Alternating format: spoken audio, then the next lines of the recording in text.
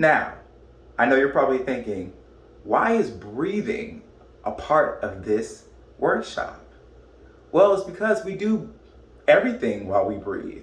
So, just like with acting or anything else we would do while breathing, it's important. But there are methods that we must utilize to make sure that we can be the best artist that we can be, that we can project while still breathing healthy. Now, I'm gonna ask you a question. Let me see if anyone gets it right.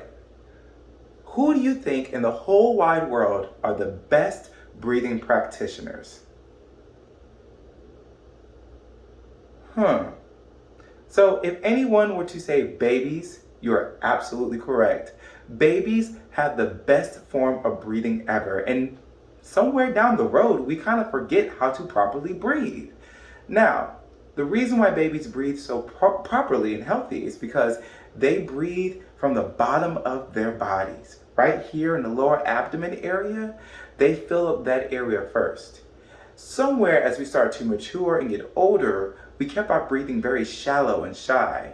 And another indicator that can tell us and let us know that we're not breathing properly is, well, you guys are there. Stand up straight, stand up straight. So, stand up straight, make sure your feet are shoulder width apart. Roll your shoulders back. And if you're breathing and you notice that your shoulders are moving, you're breathing improperly because you're using the most shallow space of your lung capacity. Now, if you have stood up properly, got your posture straight, and your tummy moves, then you are breathing properly. Now, this might be difficult for us to grasp. So one of the things I like to use, I love using visuals. So picture your body being like an empty tub.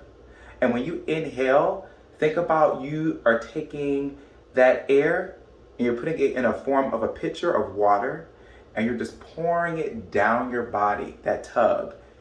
And when water fills up anything, it goes straight to the bottom. Do that with your air. And that is how you start to get in the habit of breathing properly.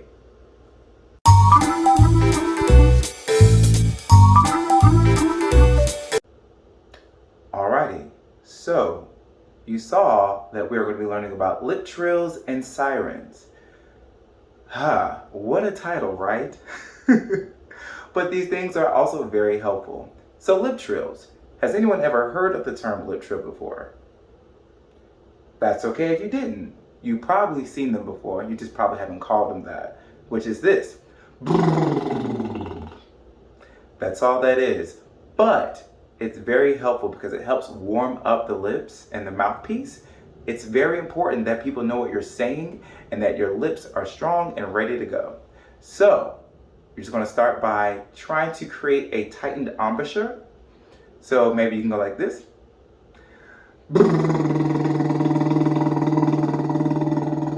And all you're doing is you're going to take in air. Make sure you go down to the lower abdomen area. Make sure you bring that air down there. And you're just going to push using what we call our diaphragm. Now, our diaphragm helps us control our airflow. Now, I know we're probably familiar with hiccups. Well, hiccups happen when we have a inconsistent flow and it stresses out our diaphragm and our diaphragm goes into confusion mode. It's like, oh, I don't know what to do. So if you calm down and relax and focus on your diaphragm, that can help you get rid of your hiccups. It's a little tip there. But back onto lip trills. So what you're going to do is you're going to take in a lot of air. Make sure you pour it down to the your lower abdominal area.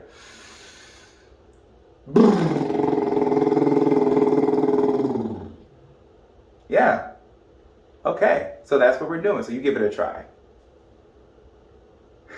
Nice, nice. And if you feel weird or ridiculous, that's okay. That's the nature of the beast. So if you're still with us, now we're going to move on to sirens.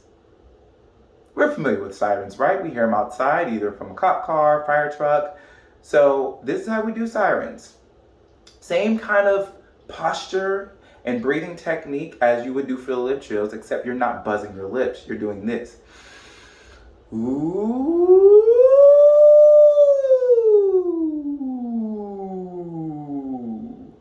See, you go up, and then you bring yourself right back down. Now, what I'm doing is I'm starting right here in my chest voice, and I'm making my way into my head, and I'm coming back down.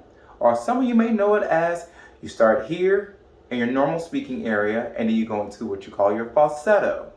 So let's try it. Inhale, make sure that posture straight. Inhale. Ooh.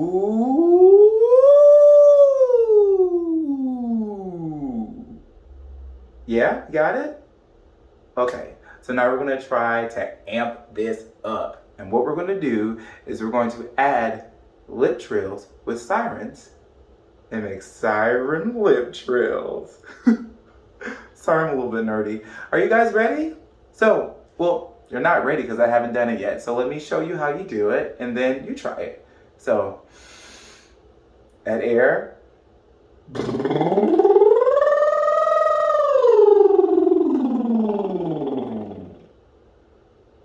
I know, it doesn't actually kind of like to pat your head and rub your belly at the same time.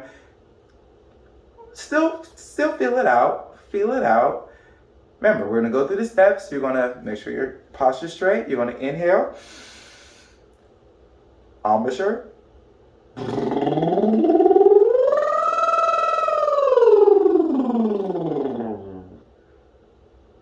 How'd we do? Oh, okay, so I see some people got it, and if you don't get it, it's okay. This is your first time. It took me a while to understand and actually get the bearings of it all. So, no worries. Now we're gonna move on to our next step. See you there.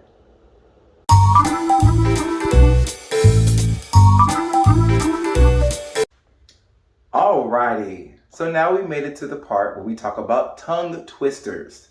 Now, you're probably asking to yourself, why are tongue twisters so important? I have an answer. Because when you are learning lines or you're in a scene, sometimes the cadence or the repetition of certain words may require a certain speed. And you have to make sure that you can accommodate that not only for yourself, but also for your audience, for those who are listening, for your scene partner. If they don't understand what you're saying, well, the scene's not going to really get too far. So, this is why we as actors are going to practice and continue practicing the art of tongue twisting. Now, we have a few that I love to use myself to get ready for shows. One of my favorites, I use it every time, and it's called rubber baby buggy bumpers. Let's just say that slow, just like that. Rubber baby buggy bumpers. You give it a try. Nice, nice. Now, as you notice, usually there's some alliteration or some assonance that is there to kind of help give you that practice of like saying things repetitiously and fast. Now, the fast part comes in here.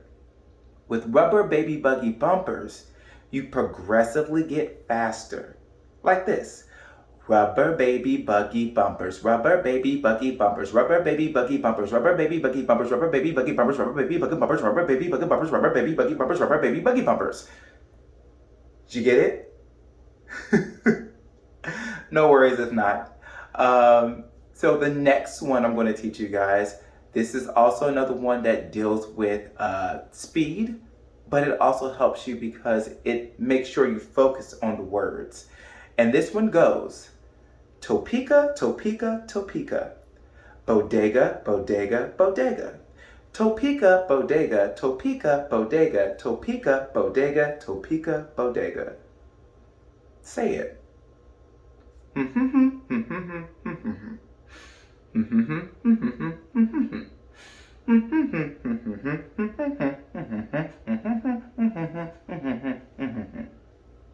Okay. So now we're going to try to rev it up a little bit. See if you can get a little bit faster. Try it like this. Topeka, Topeka, Topeka. Bodega, bodega, bodega. Topeka, bodega, Topeka, bodega, Topeka, bodega, Topeka, bodega. You were still good? Okay, let's try one more time. We're going a little bit faster. Yeah. Topeka, Topeka, Topeka. Bodega, bodega, bodega. Topeka, bodega, Topeka, bodega, Topeka, bodega, Topeka, bodega. Did we get it? Oh man. man, if you got it, congratulations, that's awesome. But if not, no worries. Again, I've been doing this for about 10 years, so it took me some time. One of the main things you have to do as an artist is be patient with yourself, because you have to give yourself time to learn. So, if you don't get it, remember, be patient.